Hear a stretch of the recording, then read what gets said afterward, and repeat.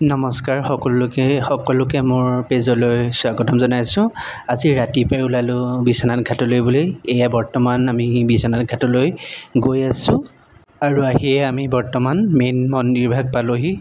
খুব সুন্দৰ এভাগ মন্দিৰ, আপোনালোক সকলো আহিবচোন। মন্দিৰভাগ দেখিলে নিজকে কিবা পবিত্ৰ নিচিনা লাগে, খুব ভাল লাগে তালৈ গৈ পেলাই।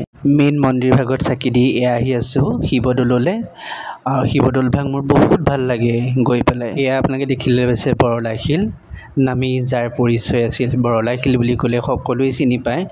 খুব ভাল লাগে বৰলাশিলটো চাবলৈকেই বহুত পৰ্যটক আহে বিশ্বনাথ ঘাটলৈ, আৰু যিহেতু গুপ্তকাশী বুলি কোৱা হয়, সকলো আহে তালৈ। আৰু এতিয়া যিহেতু বাৰিষাৰ ছিজন, পানী অকণ কমিছে তথাপিও আছেই বাৰু।